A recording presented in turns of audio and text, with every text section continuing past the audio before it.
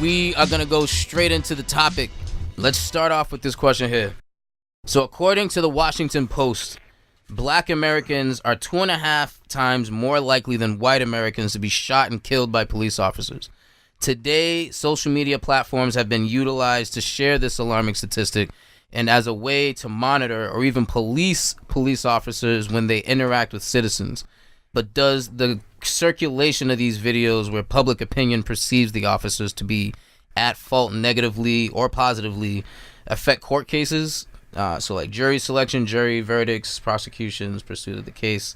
What do you think? I think it's a really good question, but before I dive into that, do you want to touch on Freddie Gray first, or you want to do that after? Oh, we didn't get to address Freddie Gray. Yeah, you should. We can do that. Let's go into Freddie Gray. So let me just go into that question real quick. So this is stemming from episode 32. We touched on it a little bit. We talked about Tamir, I know, and Eric Garner. But the question was, in cases like the Freddie Gray case, where police brutality and excessive force was used on these individuals, why aren't these officers being convicted of criminal offenses? What will it take for these officers to serve prison sentences? So we touched on Tamir and Eric in the last one. So yeah, Freddie Gray. What do you think? With the Freddie Gray case, that's one that's very difficult and tough for me.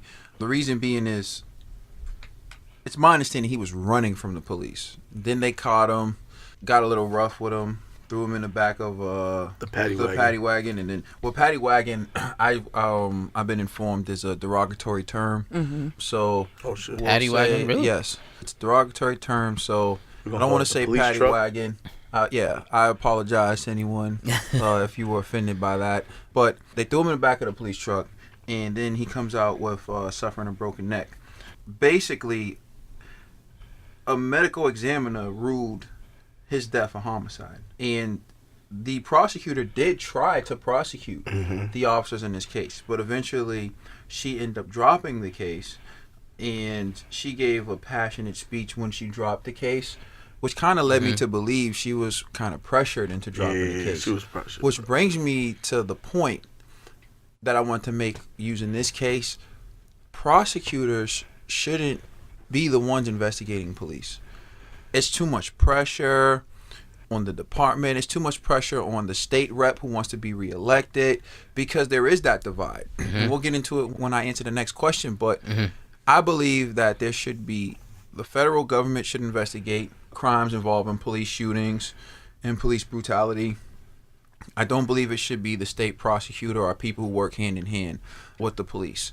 And I think that would make the public more accepting of the outcome of these investigations. And I do believe it would lead to more convictions, because you will have someone fully investigating the incidents that are taking place. I believe it was I can't recall, I believe it was Mike Brown, or that was one of these cases, I can't recall, but it took a very long time for them to release certain information. And there was just giving the appearance that everything wasn't being transparent.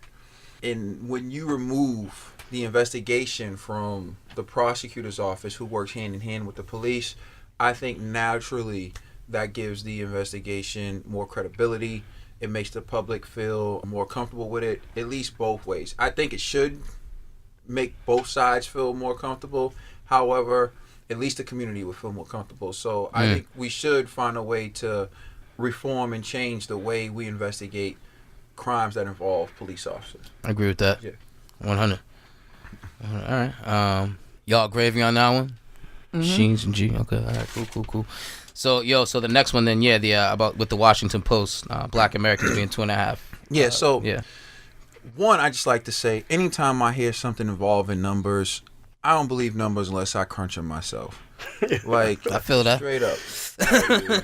It's true. Stats can always be swayed. Yes, you can sway stats. Like, they do it all the time. Yeah. They'll say like, LeBron is the only player to score 45 points with 10 rebounds, 10 assists, and 5 whatever, right? 5 blocks. Like they added all these other shits to make it seem. Why'd you put 5 blocks in, right? Right. Because if you didn't put 5, someone might have had 4 or whatever. Right. Like, so it's just like, guys, the numbers, what I can say is I don't need the Washington Post to tell me that a black person is more likely than not to be shot by a cop.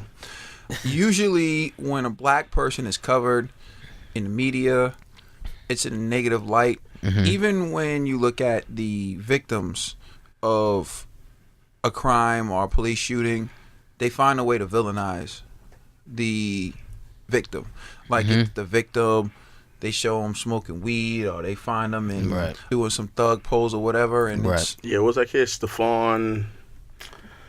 Urkel, I'm just kidding. No, but the dude that passed, and then they started pulling up old tweets about him disrespecting black women. Then his brother, like running up, right? like I forgot where it was. It was just recent, but and and like cell phone.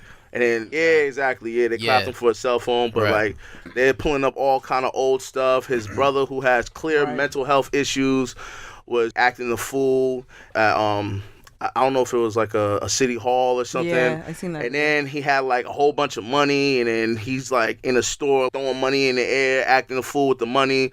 And they're showing all of this on the media, and then people go like, "Damn, I can't support this shit. Like, I gotta back out." But yo, the part of this question that I do like, do you think the circulation of those videos play into the actual court cases? Like, does it affect it at all? Does it affect the trial at all with these things being in circulation? Like, like for example, the Trayvon Martin case, right? That was huge. That was around the world. Yeah. How can you guarantee that the juror did not see the case? Or when they go home and they're watching Channel 4, Channel 5, or Channel 7, or Fox 25, how can you prevent that from happening? They go outside, they see a newspaper, front page news.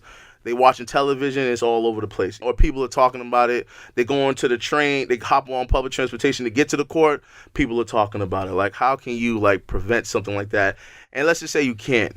I know you're like, yo, you know, numbers could be whatever, but what's the probability of, I guess, them not being swayed? You know, before trial, the judge asks the jurors a lot of questions. You know, have you heard about this case? Do you think you can be impartial? Is there something about, you know, let's say the particular crime is operating under the influence. They'll ask, like, have you or anyone in your family been charged with this crime? Are you a part of any organization that's against drunk driving? Or are you a part of any organization that doesn't like police? A lot of people are very honest, and they'll tell you up front, like, I'll never find someone guilty, or I hate cops. So, my brother. So it's one of those things where, in general, it's tough to really get an impartial jury for any case, but particularly when a case is high profile, I believe that, you know, it's going to be difficult to get a juror who doesn't come in and bring some form of bias in. I think it's impossible to get, for any case, to see the jury that doesn't have any bias. And I'm sorry. Oh no, continue. That's it, whether or not the case is a high profile case where everything was on television. Gotcha. Like in this example, I mean, it was the most high profile case ever, but like in the OJ trial, I watched the 30 for 30, and that jury was like partial as shit. And they interviewed one of the jurors, and they said, we pretty much knew that we were going to give him not guilty not that far into the trial. And they found out later that one of the jurors, I don't know if anybody saw it, but one of the jurors like held up, you know, like a fist. And they found out later that he was like an ex-Panther member. Shout out to my dude. But at the same time, right, it was like, even watching that documentary is like, okay, you're trying to like put the blame on black people for giving OJ the not guilty verdict. And I felt like that's like another element of like the media swaying the thinking, you know, and the influences. OJ case is another case where I feel like the prosecution fell short. Just on representation of the facts, the evidence, and the law, I feel like not guilty was the right verdict. Based on a lot of mistakes the prosecution made, like one, asking them to put on the glove. But, you know, truthfully, the juries are the least of my worries. And what the juries see, I think the videos are a good thing. I think people speaking out on social media is a good thing. I truly believe the more people who are aware, the better. If you come in with a bias, that's fine. Everyone comes in with some type of bias, but you know what they ask you is, can you listen to the facts of the case and judge the case based solely on the merits? And I believe that there are a lot of good people who, even if you come in with some type of bias, but you see something that's clearly wrong, and you say, you know what, I know I love police, but this is wrong. Yeah, And you're willing to say, as long as you have that juror sitting in the bench, and the truth is you can never really tell. Yeah. Like picking a jury, I picked a lot. You never know who's on what side. You'll be surprised. It could be operating under the influence case, and the guy was charged with operating under the influence. So in your mind, you're like, oh, I don't want this guy. And when he comes up, he's like, I deserved it. Like, I was drinking and it was wrong or whatever. And then you're like, you know what? I want this guy. And then that's when the defense I don't want this guy. So you never really know. You can't tell what people are thinking. You can't tell what people are feeling. The main thing is, what station are you watching? Because if you're watching Fox News, the victims are automatically in the wrong when they're killed by a cop. Yeah. If you're watching CNN, the victim was an angel who never did anything wrong in his or her life. Yeah. And, so to me, I just wish people would listen to the facts of the case, judge it based solely on the facts, and don't let people's opinion get you. But whenever you have a situation like that, it's intriguing. It's attractive to the public. People want to pick sides. People want to say, oh, Blue Lives Matter, Black Lives Matter, and make it an opposition thing. And when you have a bias, then people withhold information to the public. So then people are swayed to think a particular way. What up? Yo, it's hard to with all your feelings when you're watching MSNBC and you hear Bill O'Reilly go, it's because of rap music. You talking about Fox? Fox. Fox. Cool. Fox News. Fox News, my bad, sorry. And he's not on Fox News. Off the air for a while now. Yeah, that's true. When you hear analysts or sport news anchors talk about non-factors that played into it just to get you riled up, how can you? Look, there's always going to be that. When you talk about selecting a jury, though, you just want open-minded people. If you watch Fox, if you watch CNN, you're only getting one side, because that's what they're pushing. That's what it is. Right. People tend to want to hear things that affirm what they already think. So if I think the cops are scumbag and I want to hear the cops are scumbag, I'm watching CNN. Yeah. If I think cops will never do anything wrong and that kid had to be a thug, I'm watching Fox News.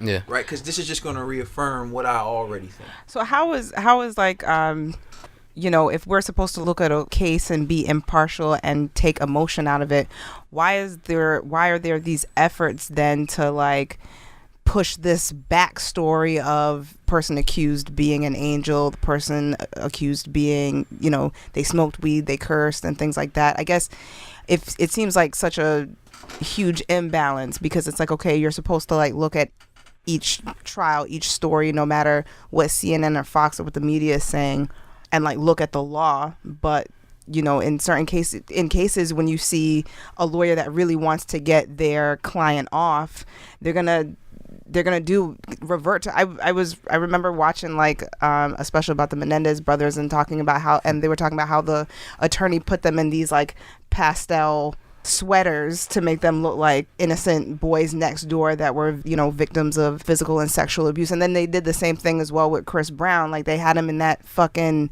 baby blue bow tie with the I remember that shit. That's terrible ass outfit. I hate that. Yeah, but that type of shit works. Yeah, right. So I guess psychology of colors. You know what I'm saying? Right. Oh man. So for me, that I guess that's where it's where does one end and the other begin? Where do we say, okay, let's look at this very impartially, but at the same time, look at his little blue sweater and look at So I think that's where I get confused with it. People do anything for an edge. It's ridiculous, but there's no proof that any of that stuff works. But specifically as to why the news outlets would show this guy or the victim in a hoodie or, with gold grills or whatever, the court of public opinion. Thank you. You got to win the court of public opinion. And when you win the court of public opinion, although jurors are not supposed to investigate and watch the news or whatever, their families are watching. The people around them are watching. Some of them will probably get bold and be like, I hope you're not going to find that cop give facts. Yeah. You know what I'm saying? Or whatever. Yeah. And try to apply pressure somehow. I mean, I would be naive to say I don't believe that jurors speak to their spouses about what's happening in the case and seek guidance from their community. Pillow talk, right? Or seek guidance from their community on what they should do involving the case. You'd be naive to think that, and they know what's going on. I give you an example is just like some athletes to say, "Oh, I don't watch the sports cast and the news and all that stuff when I'm playing." But somehow they always know what someone said about them, right? Because if someone says something bad enough, they coming to you. Oh, you know what this person said about you. Oh, you know what that person said about you. So let's just say hypothetically, Fox News puts out a video of a victim rapping about shooting someone. The juror's not supposed to see that. But when a juror goes home, their spouse is like, they put out a video of that kid rapping about shooting someone. Yeah. Now the juror knows that. Right. And then they tell you that you can't watch TV, that you can't read newspapers, and it's like that's pretty difficult to do. Yeah. Facts. Well, let's go on to the next question, yo. Ooh, we're gonna talk about some solutions. So, according to the London School of Economics, professor and anarchist activist David Graeber, police officers devote only 10% of their time towards criminal matters of any kind. Most of the remaining 90% is spent dealing with infractions of various administrative codes and regulations. If, in fact, police spent the vast majority of their time not preventing violent crimes, should we support organizations such as Black Lives Matter Network, the National Conference of Black Lawyers, the National Black Justice Coalition? Should we join them in their efforts to abolish the police in black communities? I can't say yes to that. Okay. I mean, I don't want to say no. I believe do what you feel. But if you're going to support an organization, do some research on it and see what they're really about. Because, like, at first, in the beginning, I was like, I felt like Black Lives Matter was a movement that I can support. But the more research that I did and the more I found out about Black Lives Matter, I was like, this doesn't represent me at all. So don't represent G either. So like, I mean, I wouldn't say that I'm Black Lives Matter, although clearly I'm for equality. I want justice my black brothers and sisters to be treated equally. I would love for us to have better experiences with police, and I wish police saw us as the same way they see their family and people of their communities. However, I mean, I don't believe supporting Black Lives Matter is the way I do that. Whenever I interact with officers in court, whenever they meet me, I present me. I'm my best self. I'm always polite. I do my best to show them that we're not all ignorant. We're not all thugs. Right. We're not what you see on the TV screen. And I just feel like if we do that, we'll be doing more than you can do wearing some shirt with a hashtag on it. Just trigger Sheens. G's over here giggling like a school. I'm not listen, I'm not saying that that's the wrong way to go. Like, I think so many times, like, we all get caught up in, like, always the best way. But, every movement isn't for everyone. Like, I'm not a protester, but I'll contribute, like the way I said. I contribute through example. I contribute, like, if I see a case and I feel like I'll do what I feel is right. I do what I feel is in the best interest of justice. Doesn't mean I look down on anyone who's a part of Black Lives Matter. I understand. So can I ask you a question? Pretend for a second you're not a lawyer.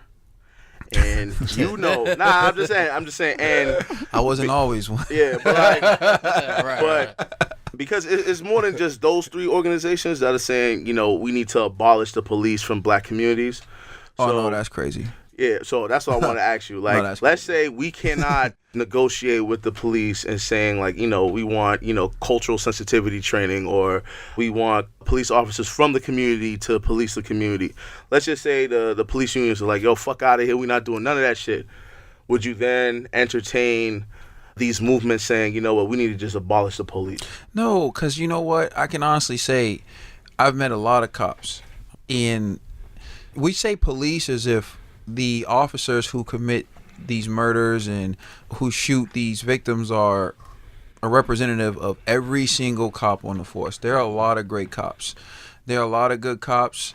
There are a lot of cops who disagree with those actions too. Mm-hmm. Like the cops who you talked about who I guess, planned out a strategy and felt like this man's life was worth enough where we'll distract him and you shoot, you know, and there's some cops who don't feel that way. I think, to me, I would love to see some type of change in the training. I would like a deeper psychiatric evaluation of people who want to become police officers. I think the test is too easy. I took the police exam in 2009, and I scored in the 90s, and I didn't even study for it. So I think the test is too easy. I think it's too easy to become a cop. That's what I believe. I think it needs to be more stringent requirements. I think before you become a cop, if you have a child and they want to get into a good college, you will probably tell them, do 50 hours of community service somewhere, looks good or whatever. I think cops should have to put in 100 hours in the community that they're going to work in, just meeting people, going to events, serving, playing basketball with kids before they get hired there. That's a dope suggestion. Because I feel like once you know the people and you see them as people, they're no longer animals that you can shoot. Like earlier, G said most cops are like served in the military or Marines. So if they serve the country, doesn't that give them right to like? I think there are I know a lot of cops who are former military. Nigga, what you just say? No, earlier you said most cops are Marines and served in the military. So they get priority. Served in their country. He's saying, do you think that gives them the right to? Does that give them? That's like they serve. That's like, not what I. No, that's not what I'm talking about. You're talking about serving the country. He's talking about actual community service. No, I mean, two like, different things. But that is like putting your life on the line for your country, so your country. Yeah, but however, you putting your life on the line to serve the country. You know they get paid too, right? Yeah, but like you putting your life on the line. Yeah, but like, hold on, that's so high risk. And that's why you come home and a lot of them have to get evaluated to make sure that they're not suffering from some type of trauma. Exactly. You know what I'm saying? Yeah. And now there's people that could beat it, and then they go into the police department, and then they could get triggered by all kind of shit, and next you know, kill somebody. Agreeing with you, but I'm saying that. But so what's the question? I'm saying, I got him. All right, so intern, this is what I'm talking about when I mean community Son the shit out of service. Hey, that's the way you want to view it. I just called you by your name. That's what I was told. Right? She said, yo, my son, let me explain. Community service, in the way that I use the word, is actually community service, right? So I believe it would be cool if, say, an officer's going to work in Boston Police Department, but they don't live in Boston, which is weird. I think Boston Police Department. Now, Boston requires you, right, to live in Boston. Do they? Yeah, I believe so. Well, I know some. It wasn't always that way. Hopefully they do. But either way, right, if you're going to be a police officer somewhere, I believe you should, part of you getting that job should be you putting in like 100 hours of community work. And it doesn't have to be community service. Like, I mean, they're professionals, they should get paid, but with the community service concept.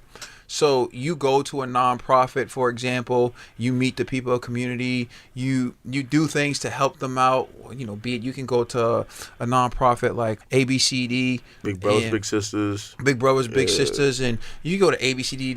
They have so many programs that you can go and help the community with. They're like, and you'll meet people. You'll meet the people in need. You'll meet people in the low income, high risk neighborhoods, and you'll build a rapport with them. So then, like, when you're in their neighborhood, they'll see you as approachable. They'll see you as friendly, and you'll see them as people too. Whereas, like, know the players. And I think that's the biggest problem with policing in these communities. You don't know the players. When you know the players, it makes things very... And we talk about it. Because you look at, like, boxing, for example. You'll see a guy who looks intimidating, and he sucks. He's weak. He got a weak chin. He's slow, no stamina. And then you'll see the guy who looks like slim and whatever, but he's a problem, right? Like, that dude, you don't want to mess with him. The cops need to know that. So then they're not worried about the wrong guy. They're not shooting the wrong guy. They're not intimidated by the wrong guy. So I feel like they need to put in more community work. Along with that, I feel like de-escalation in certain instances would be a great skill to give police officers de-escalation training and tactics and whatnot. I still wouldn't blame a cop for shooting someone with a gun in their hand without asking any questions, but I do feel like that would be a good thing. There are lots of ways we can make cops in policing better. Mainly, my main suggestion is the police force should reflect the demographic of the community. So if the community is 60% African American, then 60% of the cops should be African American, in my opinion. And there are a lot of suburban areas where it's like 80% white. The police force is like 90% white. So, let's reflect our community. You mean to tell me you can't find enough qualified black men to be cops in the neighborhoods that you... I find that hard to believe. So, like, let's get more people from the community. And when I say from the community, that means if the community is 60% black, 40% white, shit, let's get them 40% white people from the community too. Yeah. You know what I'm saying? Because those are white guys who are going to understand too. He's a bluffer. Oh, he's like, this guy's cool. I know how to speak to the people. So, like, let's do it like that. Instead of just thinking you can just throw people somewhere and put a badge on them and that makes them a cop. Or they could be a police officer that's from that community regardless of, like, their color. You know, we all know that white dude or that white chick that's from the hood. And then, like, no, yeah, they're actually cool or whatever the case. So it's like... I feel like, I think it's more important that the police officer be, from that community. I don't feel like they necessarily have to reflect that same ethnic background. Okay. So, we still got some time. We got So I just want to respond to that because I just thought of a great example. Go for it. I think it was Ferguson. I can't remember where it was. Was it Ferguson? I was like... I can't remember what it was, but like I think Ferguson is like 0% black police officers. No, but this is what I'm talking about. They were rioting, that they were like going crazy in the neighborhood, and there was a black highway patrol officer. I think his name was like Officer Johnson, bald head black dude, and then they got him and had him. Oh, he's gonna start leading the march and walking around because he knew all the people of the community. So they took this black dude who was a highway patrol officer and had him controlling everything because he knew the people in the community. You didn't need tanks. You didn't need all these people in military suits and riding around having the city looking like a third world country. All you needed was one cop, a highway patrolman who knows the people in the community. Sometimes 4 or 5 cops who knows everyone in the community is more powerful than 300 guys with tanks. And that's what they got to realize. But it is what it is. Okay. Let's switch back to the media real quick. So do you believe the left-wing media and social media are wrongfully depicting law enforcement in a negative light? And if so, how? Example, Sandra Bland video. Do you think that these videos depict these cops in like a negative light? All right. So this is something that I really want to touch on, but I want to say this. Truthfully, I feel like the media depicts black people in a negative light, and I feel like overall they depict cops in a negative light as well. Like, I'm going to tell you why. That's right. Every black kid in a hoodie, every black kid in some Jordans is not a thug. Every black kid who listens to rap is not a hoodlum. Every black kid in a gold chain doesn't sell drugs. So, like, we have, like, these negative stereotypes that the media has perpetuated that makes people believe when you see a young black man who looks a certain way that he's wrong. If you see me outside of court, I got on sweats and a hoodie. And it's Scully. Yeah. So, am I a thug? Right. Come on now, stop it. And so, likewise, I believe every time you see cops on TV, they're shooting a black kid, what are you going to think as a black kid? Can't trust them. Right? Right? So, you're going to think you got to be hostile with them, and every time they see you a thug. It's just bad all around, man. And I think that in many ways they paint us both in a negative light. And I believe that it's important for us to do a better job of connecting with one another. That's why I believe that if officers had to spend a certain amount of hours in their community, if they didn't know any black people, if they weren't familiar with interacting with any black people, they would by the time they actually started patrolling the neighborhood. Yeah. But to get into the Sandra Bland, I just want people to understand certain things. So, one, you may have the right to do something, like smoke a cigarette. You have the right to smoke a cigarette. Yes. But you have to understand, cops have certain authorities vested in them. Yes.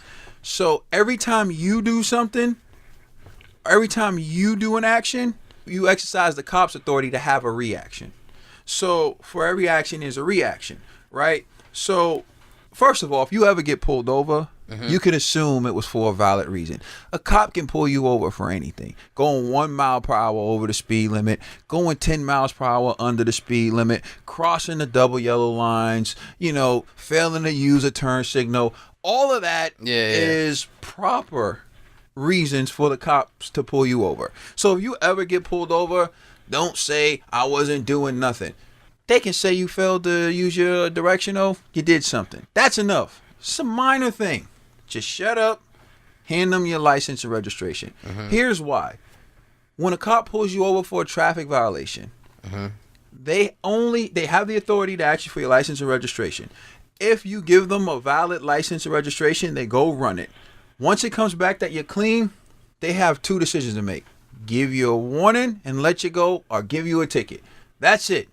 That's what the cop was going to do with Sandra Bland.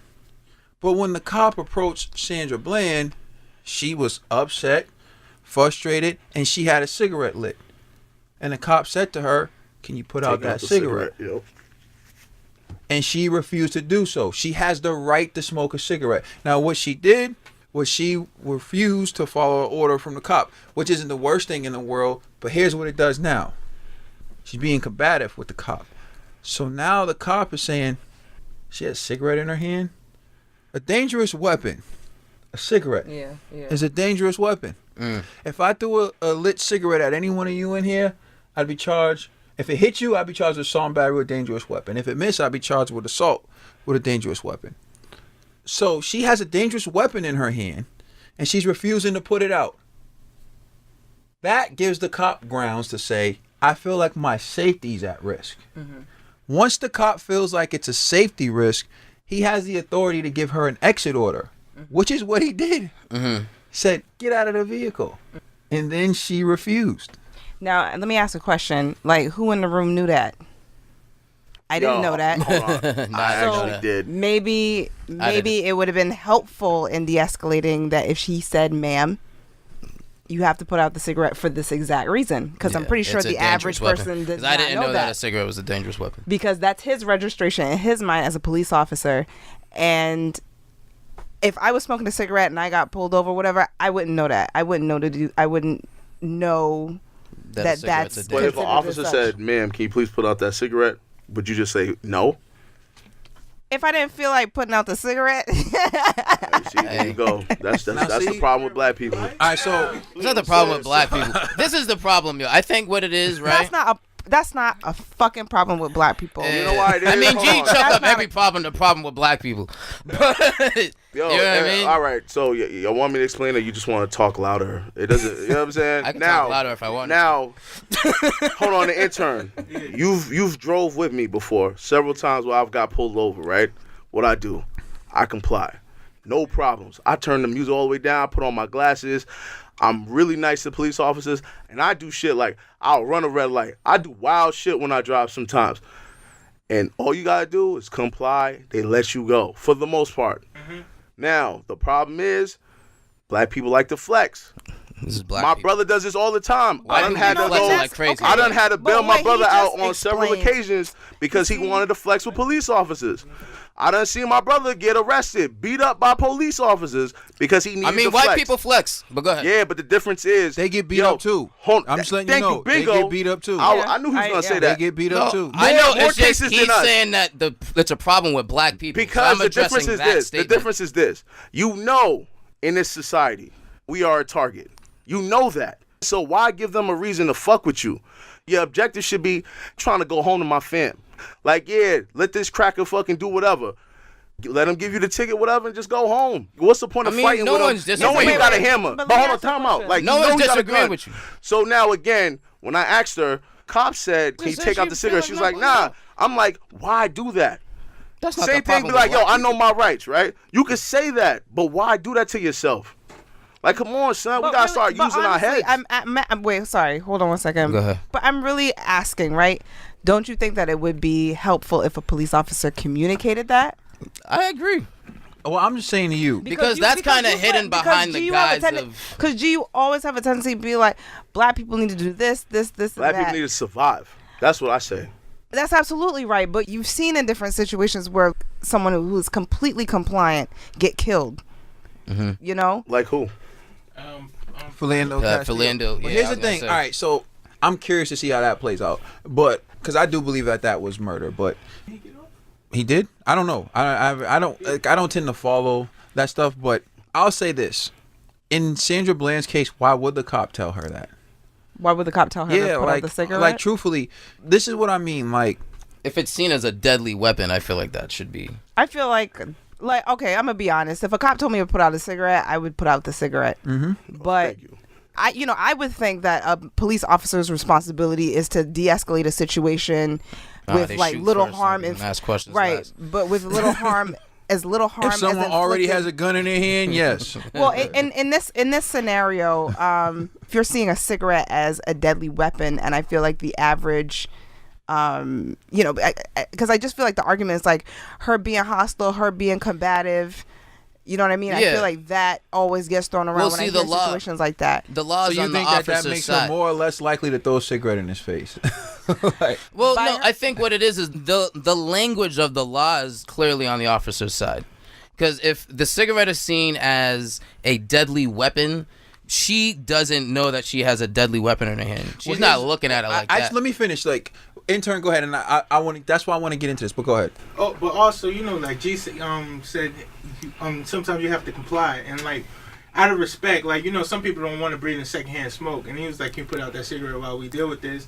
Maybe he's gonna run it, let her go, and maybe she was like, "Hell no!" Like that Chris Rock skit where it was like run-ins with the police. The guy was like, "Hey, can you turn down your music?"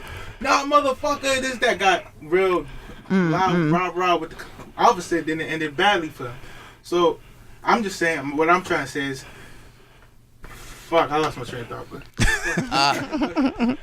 thanks for that half a thought. Thanks for that half a thought. Intern with the profound knowledge. All right, so check it out. Go ahead. All right, this is what I'm saying.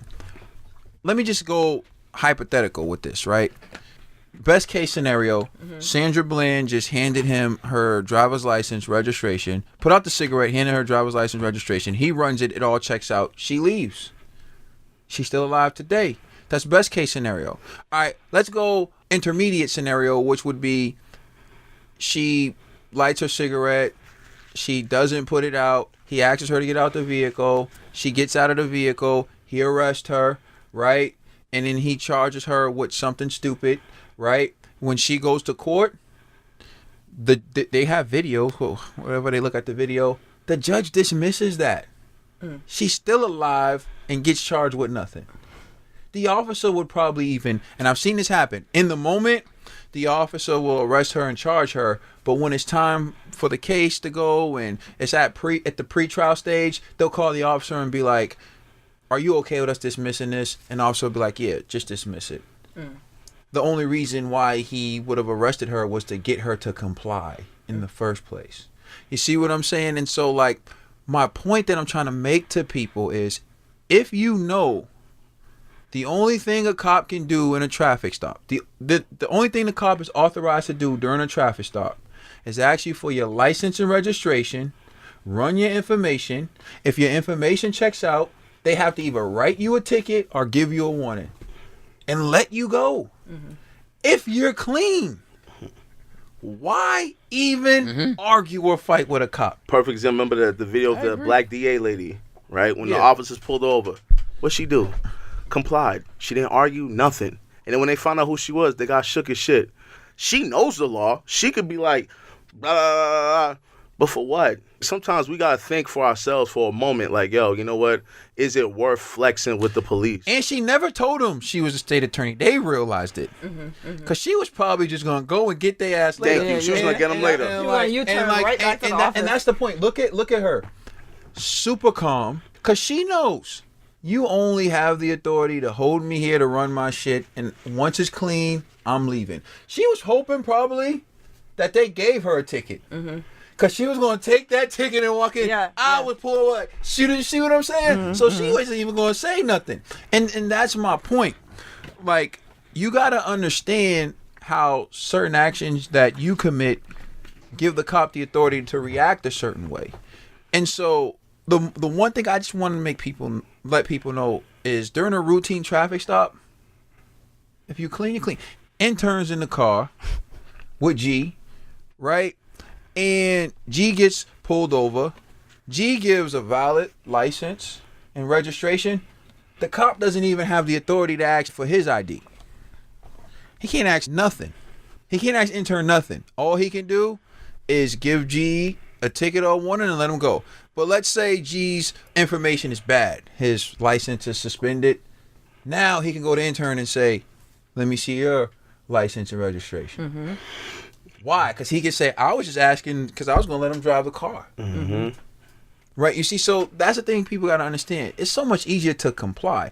Even if you're innocent and they're arresting you for disorderly or disturbing the peace, let me be the first to tell you, those charges are minor. Yeah. No one even cares. Like, you know, for real, no one cares. That's just like, listen, we need to get you out of this situation right now, and you're not helping. Yo, I got an example. One time I ran the light on Warren Street, right? Not even thinking. Cop was right behind me the whole time. Pulled me over. I was like, damn. But I was like, you know what? I still think I'm gonna beat this. Just being polite. He goes, yo, I'm just gonna run your license and registration. Everything clears up. You good to go. I was like, all right, cool. He comes back like, yo, your license suspended. I was like, oh shit. And he still was like, yo, he was like, you know what? Just go home. Just pay those parking tickets. Get it reinstated. You're good to go. Just because I was polite. Imagine if I was like, you know, yo, what the fuck you pull me over for? Then my ass would have got arrested. Car would have got towed. I would have had a fucked up day. Would have had to miss work. All of that stuff. To me, it's not even worth it. Sometimes we got to just apply wisdom. Wisdom gets you far in life. You just see shit, you go, you know what, is it worth it? You weigh your options. But I think that argument suggests that whenever there's a situation where you're being pulled over, if you're totally compliant and you're totally polite, you will always go home. And we know that there's situations where it does not end that way. Of course. So like what? Just to finish this thought, like, I feel like in order for things to like truly change, because, you know, like people call for like police reform, we have to start looking at how police officers need to personally hold themselves accountable. Like you even said that it's too easy for anybody to become a police officer.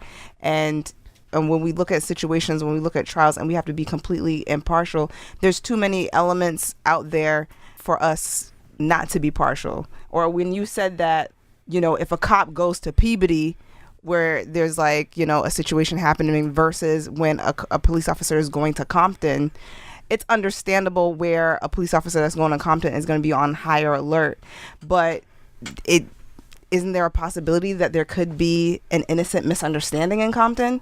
Like, I think that you have to account for those misunderstandings as well. Like, I don't think that it's fair, and I think that it's wrong to use that kind of categorizing and generalizing whenever you're going to like a neighborhood where it's like higher risk. You know, I know Rome is a situation where he was wrongfully pulled over, and it was like completely unwarranted, completely unjustified, and it was racial profiling. So that's what I'm talking about. I'm not talking about too. Right. I'm not talking about situations where I was compliant. I got pulled over at gunpoint by police. Yo, they surrounded my whip. All D-Techs. None of these cars were marked. That is what I'm talking about. And they just surrounded the whip. They were like, yo, you need to open your window. My window didn't work. I was like, yo, my window doesn't work. Yo, just open the door. Get out the car. But you complied, so wait, no, right? hold on, wait. No, this is my point. I complied. Rome is still here. So what happened after you got out the car? After I got out the car, yo, they basically asked me, they said, hang on right here. We need your license. I overheard someone. They already knew that they had the wrong guy. But they basically were like, yo. So basically they thought you were someone else. Same thing happened to me. And so they took but they let you go. And see, that's my point. Now, if you would have been like, what? Who's this? You doing it because I'm a black man? Right, but we don't got my brother. Yo, fuck the cops, nigga. Nah, listen, we totally understand that, but I think when you shift the focus there, the responsibility really should rely on the police force just being a little better at There's not going to be policing, any perfect. you know? Here's my thing. I want more fair, more equal. I realize nothing's ever going to be perfect, right? So I just want people to understand certain things. Like, for example, in order for you to be convicted of a crime, a criminal charge, the standard's reasonable doubt, right? So beyond a reasonable doubt. For you to be charged with a crime, the standard's probable cause, which is a very low standard, right? So when they were trying to grab Eric Gardner because they thought he was selling loose leaf cigarettes, right? And he said, I wasn't doing nothing. They were trying to arrest him. Probable cause is what they need. Probable cause is would a reasonably prudent person believe that you committed the crime alleged against you, right? So does that also apply to the sister at the Waffle House? I don't know if you've seen that video, but at the Waffle House, like, she didn't want to leave, and then the police like slammed her to the floor, you know, and her titties was popped out and stuff like that. Oh, I saw that. Yeah, listen. So, I don't know. I want to try and squeeze in 2 more questions, Joe. All right, my bad. No worries. Respond to that. Cold. Like that was cold. But you know, like, once again, That's that cracker cop shit. I'm not trying to say that everything they do is justified. What I want you to understand, and I want everyone to understand, is the tools they have that they can use against you, so that way you're aware of it in the moment and you don't hang yourself by giving them the opportunity to use more authority and more force against you. Like bringing awareness to what they... I got you. I'm with that. Do you think that, like, if police officers were, like, more clear with, like, you know, certain, like, laws and policies and stuff like that in situations where they have to, like, they're pulling somebody over, that could potentially, like, de-escalate, like, hostile interactions between, like, the cop and whoever they're... Truthfully, I just truly believe that they need to have a more stringent hiring process, and they need to get into the mental makeup of these cops more. I just believe that some of these things that these officers are doing, like that Waffle House situation, I would have had those women out easy. You know, and I'm not just saying that like, oh, because I believe I'm some great person. I just believe if you treat people like people, they respond. So do you believe the repeated cases of police misconduct across the country is linked to the lack of black legal representation in the court system? Like there's fewer black judges, fewer black prosecutors, defense attorneys. Would you say that? I think that plays a role, but I think that's by design. And here's what I mean. Prosecutors and public defenders don't make a lot of money. So usually, but it's a great position to start at because you get a lot of exposure in courtroom every day. You're in front of a judge every day. You see cases and you argue motions and you do certain things, but you don't make a lot of money. So you can't afford to stay in that position if you want to have a family, raise kids, own a house. So most people stay there, get the experience, and then they leave. So I feel like just due to the fact that it pays so little, a lot of minorities can't really stay in the system. But what I do realize is a lot of the people who are lifetime district attorneys and lifetime criminal defense attorneys, they come from families that are well off. They come from families where they have financial support systems to where they can do this job forever. They can do that job forever. And, you know, they can, you know, so that's what they do. They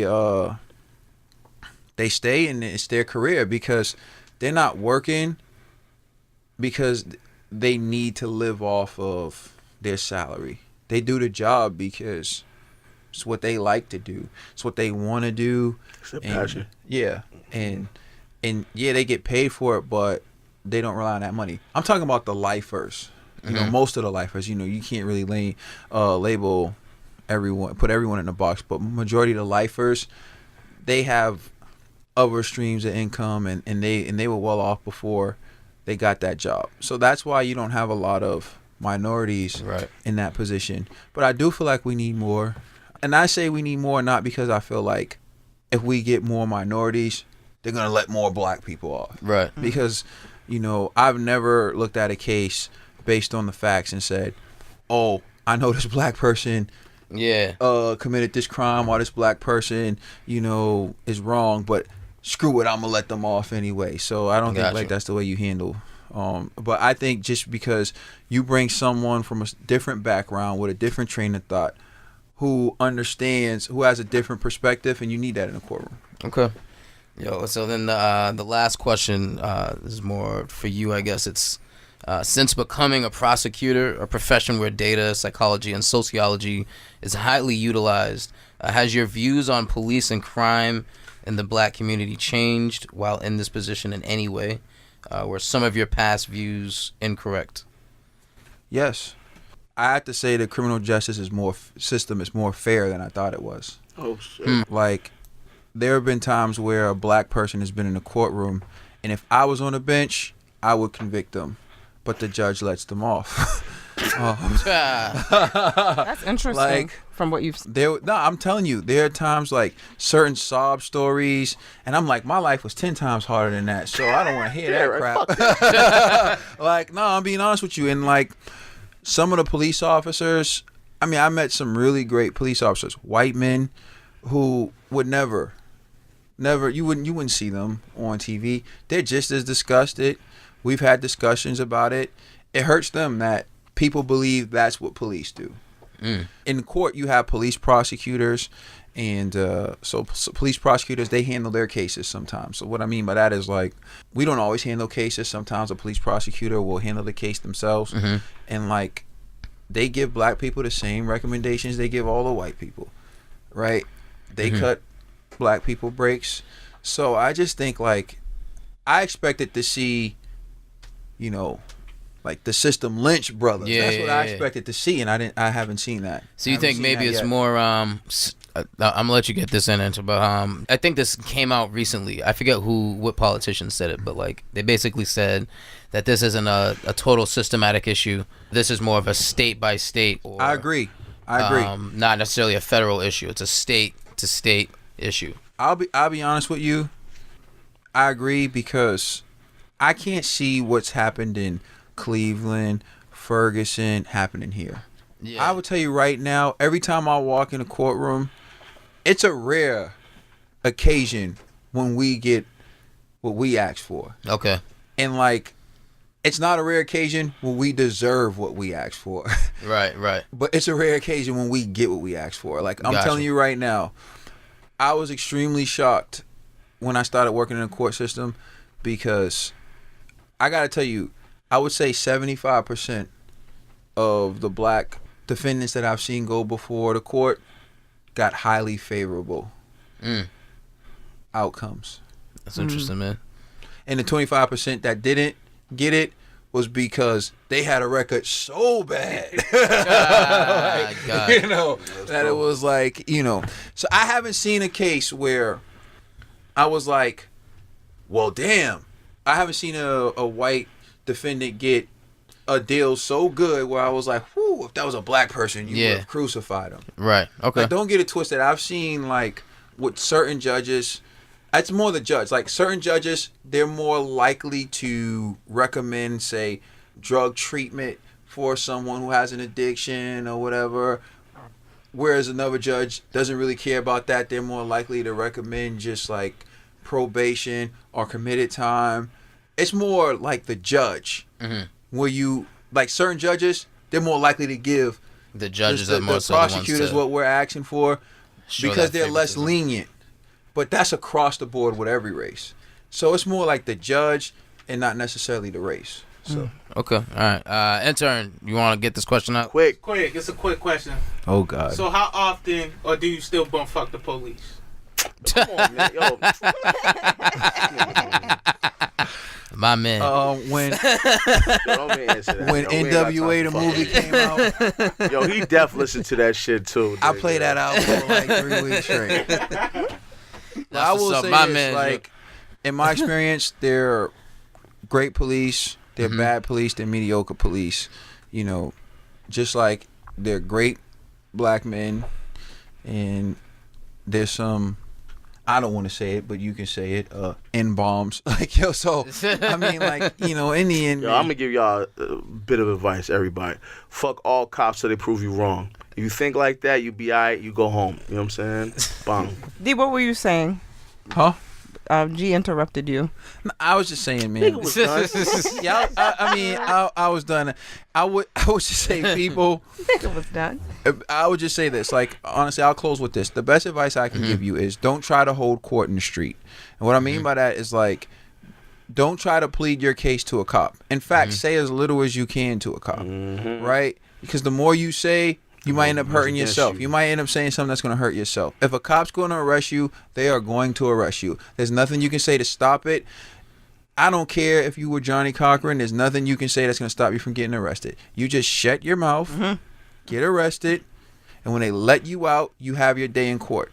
And when you're in front of a judge, all the deficiencies and all the flaws in what the officer did is going to get exposed. And trust me, the judges don't play. It's a separation of power for a reason. The judges rip all of us. Trust me on that. Okay. All right. Well, listen, thanks for coming through and dropping those jewels. Dope episode. You know what I mean? Appreciate it. Make sure you tune in. Upanic.com, upanic.com. Go down TC, scroll down TC, join the convo. Do so the best way you know how. And that's it. It's You Panic. Talk to y'all next week.